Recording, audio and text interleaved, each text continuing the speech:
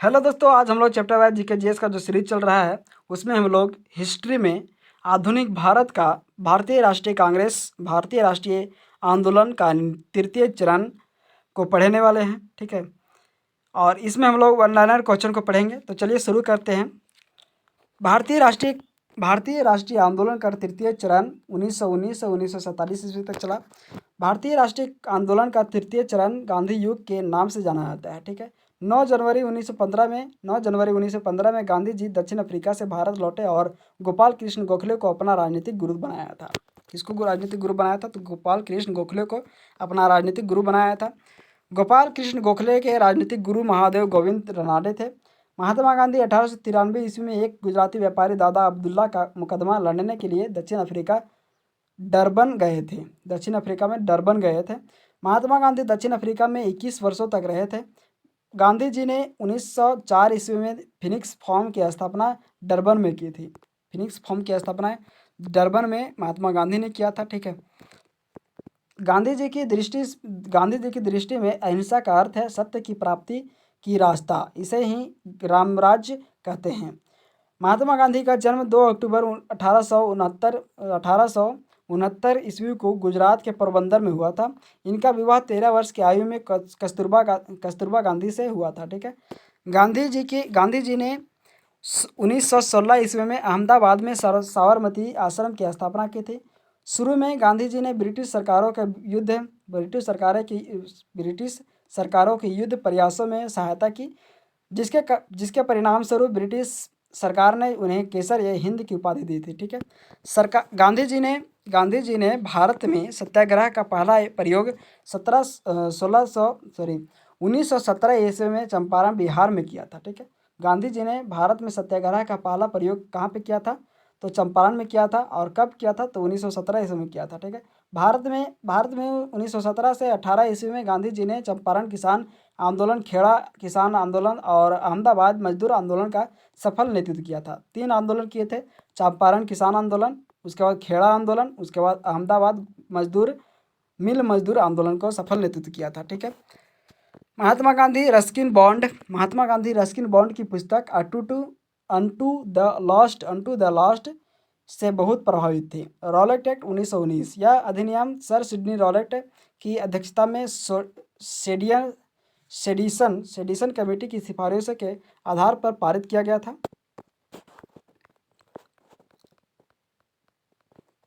Rowlatt act के द्वारा अंग्रेजी सरकार किसी भी व्यक्ति को बिना मुकदमा चलाए जेल में बंद कर सकती थी और इसीलिए भारतीय जनता ने इसे काला कानून कहा था। ठीक है, गांधी जी ने रॉलेट एक्ट की आलोचना करते हुए सत्याग्रह करने का निश्चय किया। 6 अप्रैल 1919 ईस्वी को गांधी जी के अनुरोध पर देश भर में हड़तालों का आयोजन हुआ। ठीक है, अंग्रेजी सरकार ने गांधी जी के पंजाब एवं दिल्ली में प्रवेश पर निलंबित कर दिया था। ठीक है, अंग्रेजी सरकार ने गांधी जी को पंजाब और दिल्ली जाने से प्रतिबंध लगा दिया था।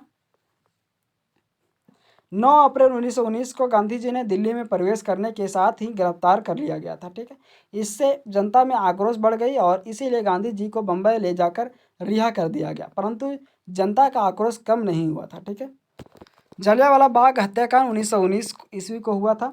रॉलेट एक्ट के विरोध में जगह जगह पर पंजाब में जनसभाएं आयोजित की जा रही थी।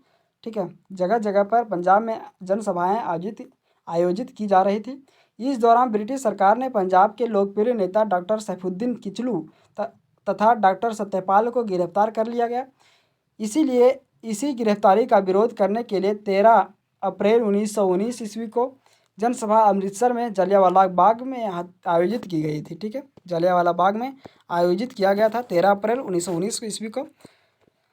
अमृतसर के फौजी कमांडर जनरल डायर ने निहत्थी भीड़ पर गोलियां चलवा दी। हंसराज नामक भारतीय ने डायर को सहयोग किया था। 10 मिनट तक हुई गोलीबारी में लगभग 400 व्यक्ति मारे गए तथा 2000 लोग घायल हो गए।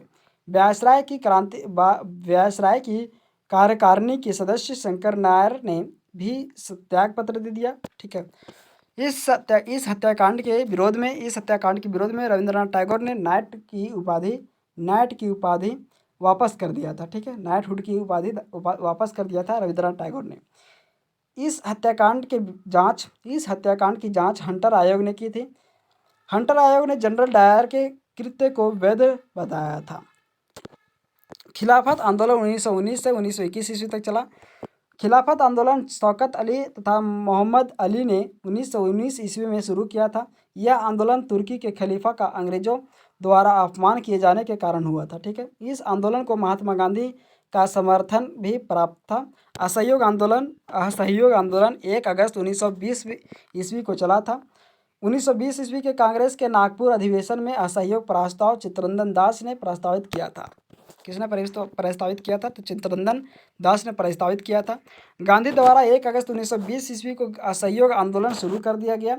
इस आंदोलन के दौरान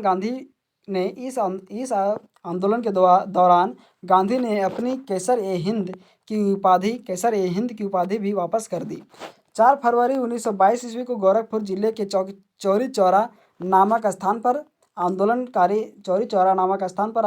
भीड़ के थाने को आग लगा दी, जिसमें 22 जवान जिंदा जले गए थे। ठीक है, इस घटना से गांधी जी बहुत दुखी हुए और उन्होंने 12 फरवरी 1922 ईस्वी को असहयोग आंदोलन समाप्त कर दिया गया। मार्च 1922 में गांधी जी को गिरफ्तार कर लिया गया और 6 वर्ष की सज़ा सुनाई गई। बाल गंगाधर तिलक ने असहयोग आंदोलन का समर्थन किया, परंतु आंदोलन के प्रथम दिन ही उनकी मृत्यु हो गई थी। ठीक है, 1921 ईस्वी में एम एन राय ने भारतीय कम्युनिस्ट पार्टी की स्थापना की। स्वराज पार्टी की स्थापना 1927 ईस्वी में मोतीलाल नेहरू और चित्तरंजन दास ने इलाहाबाद में की थी। इसके प्रयासों से ही भारतीय को सांसद बनने का गौरव प्राप्त हुआ था। 1924 ईस्वी में राम प्रसाद बिस्मिल, चंद्रशेखर आज़ाद,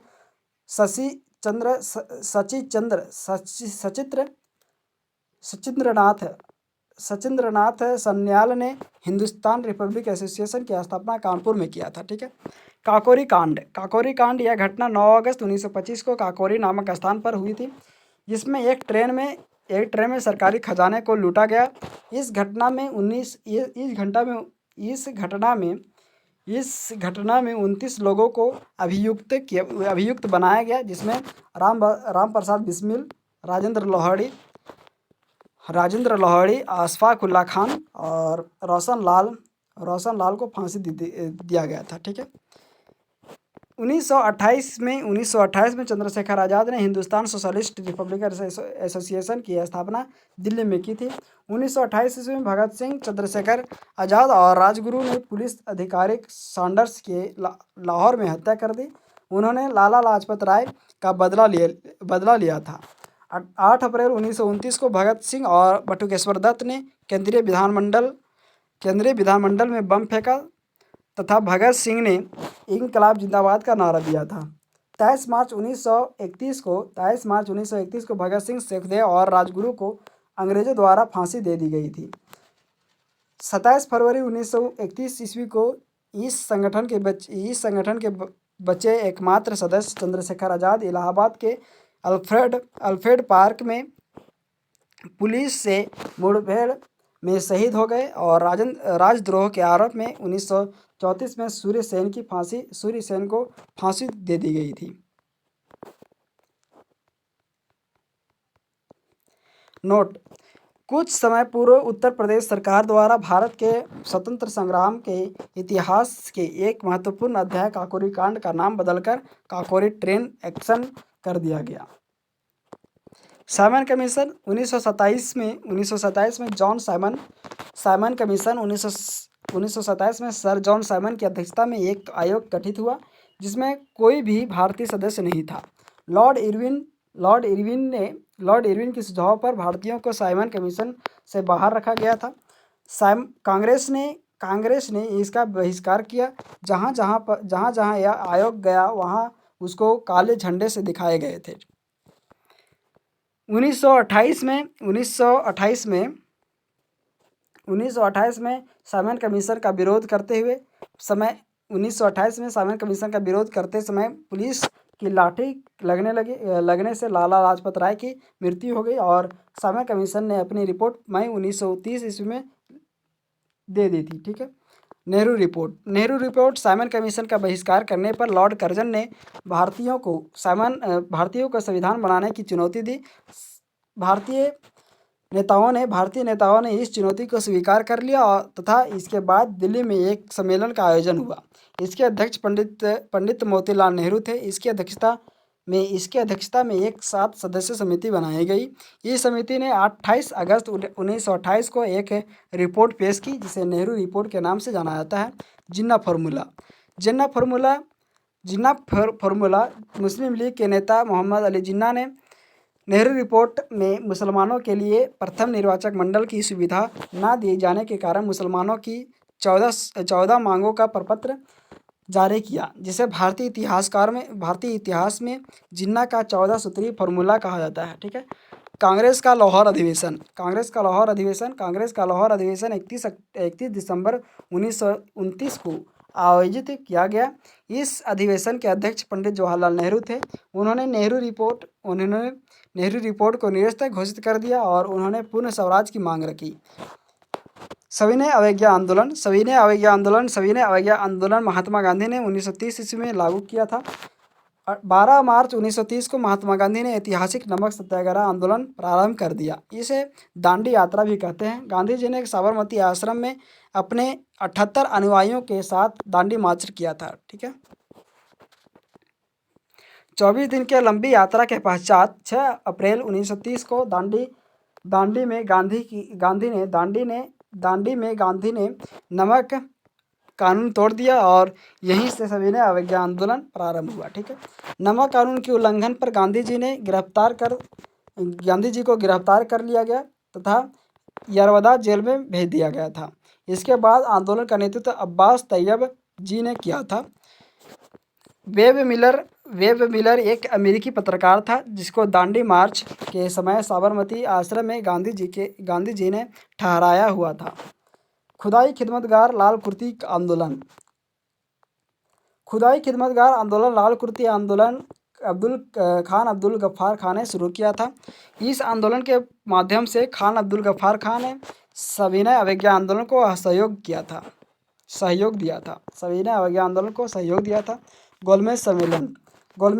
प्रथम गोलमेज सम्मेलन 1930 ईस्वी में लंदन में हुआ। इस सम्मेलन का उद्घाटन ब्रिटेन के सम्राट जॉर्ज पंचम ने किया था तथा इस सम्मेलन की अध्यक्षता ब्रिटेन के प्रधानमंत्री रैमजे मैकडॉनल्ड ने की थी। दूसरा गोलमेज सम्मेलन 1931 में लंदन में हुआ। महात्मा गांधी ने दूसरे गोलमेज सम्मेलन में भाग लिया, परंतु सांप्रदायिक समस्या पर विवाद होने के कारण गांधी वहां से निराश होकर वापस आ गए और ये सम्मेलन विफल हो गया। तीसरा गोलमेज सम्मेलन 1932 में लंदन में हुआ। इस सम्मेलन का कांग्रेस ने बहिष्कार किया। नोट भीमराव अंबेडकर एकमात्र भारतीय थे जो तीनों सम्मेलन में उपस्थित रहे। गांधी इरविन समझौता 5 मार्च 1931 में हुआ था। इस समझौता को दिल्ली समझौता भी कहा जाता है। पूना समझौता 1932 में भीमराव अंबेडकर और महात्मा गांधी के बीच में हुआ था। पूना समझौते के अनुसार दलितों के लिए पृथक निर्वाचन व्यवस्था समाप्त की गई थी। पृथक निर्वाचन व्यवस्था को समाप्त कर दिया गया। इस दौरान ब्रिटेन के प्रधानमंत्री रैमजे मैकडॉनल्ड ने इस दौरान ब्रिटेन के प्रधानमंत्री कौन थे? रैमजे मैकडॉनल्ड थे। ठीक है। दूसरा विश्व युद्ध 1939 ईस्वी में प्रारंभ हो गया। कांग्रेस ने अंग्रेजों के सामने प्रस्तुत रखा कि यदि आप हमको स्वतंत्र घोषित कर देते हैं तो हम इस युद्ध में आपकी सहायता करेंगे। कांग्रेस ने इस प्रस्ताव के उत्तर में वायसराय लॉर्ड लिंथगो ने 8 अगस्त 1940 में अगस्त प्रस्ताव प्रस्तुत किया।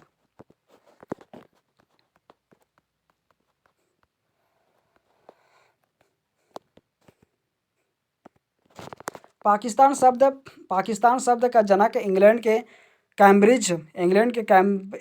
कैम्ब्रिज में पढ़ने वाले एक छात्र चौधरी रहमत अली था। क्रिस मिशन 1942 में भारत आया।